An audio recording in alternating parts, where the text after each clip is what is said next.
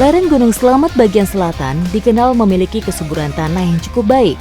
Tak mau menyia-nyiakan potensi alamnya, warga memanfaatkan area perkebunan di sini dengan menanam rempah-rempah.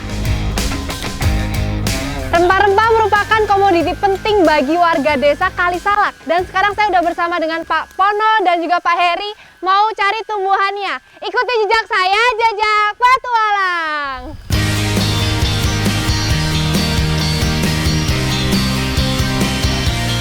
Udah sampai ya Pak? Nih kita udah sampai di kebun kapulaga. Jadi kebun kapulaga ini adanya di bawah pohon-pohon yang rimbun.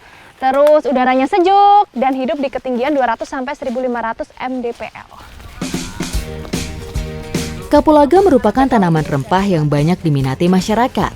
Tumbuhan dari keluarga jahe-jahean ini termasuk perdu yang dapat tumbuh baik pada kondisi ternaungi. Nah, ini nih yang namanya kapulaga. Kalau orang sini bilangnya kapulaga gitu ya. Buahnya itu setahu saya, itu tuh kapulaga tuh yang putih-putih itu loh. Itu yang udah dikeringin ya. Tapi kalau ini bener-bener baru dipetik, bentuknya tuh kayak bawang merah, cuman ukurannya jauh lebih kecil. Warnanya pun sama, tuh. Kalau aromanya, semriwing. Yang dimanfaatkan dari tumbuhan ini adalah bijinya. Di Indonesia, terdapat 2 jenis kapulaga, yaitu lokal dan seberang dari India. Para petani di sini lebih memilih menanam jenis lokal atau biasa disebut kapulaga Jawa. Jadi cara panennya tuh gampang banget karena dia nimbul di permukaan tanah tuh. Jadi kita nggak perlu gali-gali baru panen. Ini tinggal potong-potong aja. Dan yang boleh diambil tuh yang ini nih. Kalau yang ini dia masih bunga, belum ada buahnya, jadi belum boleh diambil.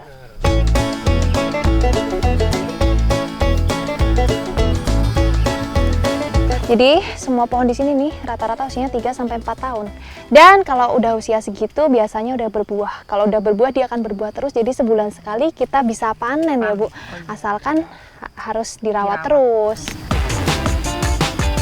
Kapulaga Jawa atau Amomum compactum berbuah sepanjang tahun dan setiap bulannya bisa dipanen. Dalam 1 hektar kebun bisa menghasilkan 2 ton kapulaga. Nih, jadi ketika dikupas, dia tuh di dalamnya ada 3 ruang yang dipisahkan sama selaput yang tipis.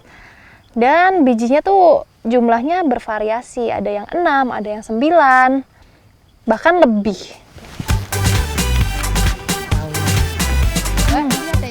Oh, ada yang matang. Ada yang matang. Tapi nggak begitu beda jauh ya sama yang masih mentah ya? Oh, kalau yang udah matang, dia warnanya tuh merahnya tuh merah tua. Kalau yang mentah tadi tuh merahnya merah jreng. Cobain ya Bu ya.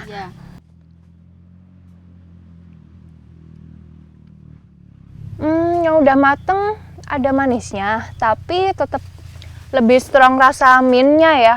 Oh iya. Setelah dipanen, biasanya para petani menjemurnya karena kapulaga kering memiliki nilai jual tinggi. Pengeringan kapulaga membutuhkan waktu 7-10 hari jika matahari terik. Selain sebagai bumbu masak, rempah satu ini juga sering dimanfaatkan untuk campuran jamu herbal dan bahan baku kosmetik.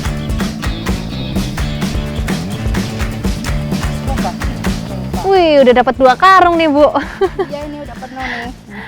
Namanya di daerah pegunungan, kita kan di lereng Gunung Slamet ya, udaranya dingin. Paling enak dan paling bener tuh bikin yang anget-anget dari kapulaga ini. Yuk Pak, Bu, ikuti jejak saya, jejak petualang. Aduh, nggak kuat.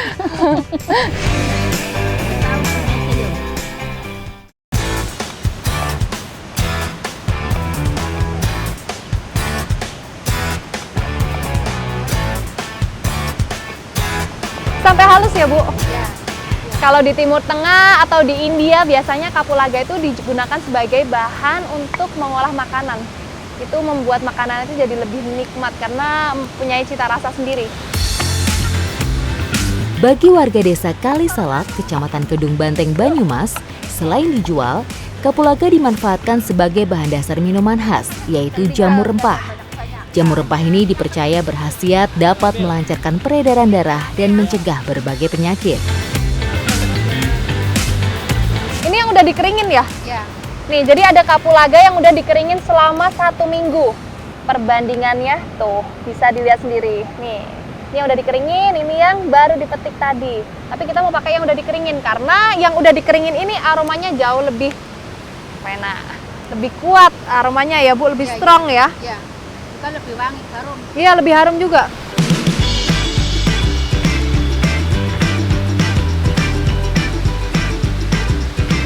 Airnya udah mendidih, Bu. Oh, iya sudah. Kemerengseng ya? Ya. Tapi udah bisa dimasukin? Udah. Oke, sekarang kita mau masukin ada jahe, kunyit, sama kencur. Oke. Selain kapulaga kering, jahe, dan kunyit, untuk membuat minuman khas ini perlu tambahan pendukung seperti jeruk nipis, serai, merica, kayu manis, gula merah, dan garam.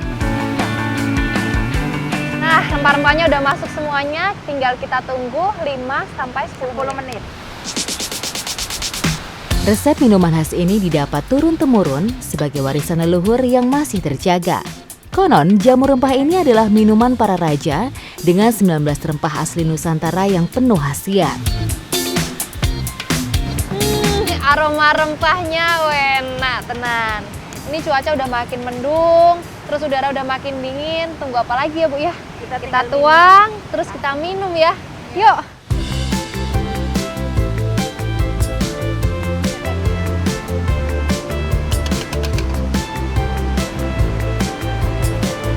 Enak ya. Aromanya tuh mantep banget, terus rasanya pedas. Ada semriwingnya juga ya. Terus di tenggorokan tuh anget banget.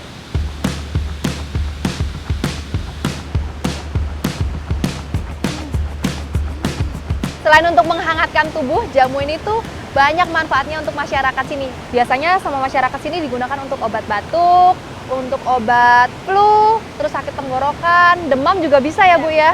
Tapi walaupun banyak manfaatnya, kita juga nggak boleh kebanyakan minumnya, terutama untuk ibu hamil. Itu bisa berpengaruh pada kandungan. Ikuti jejak saya, jejak petualang.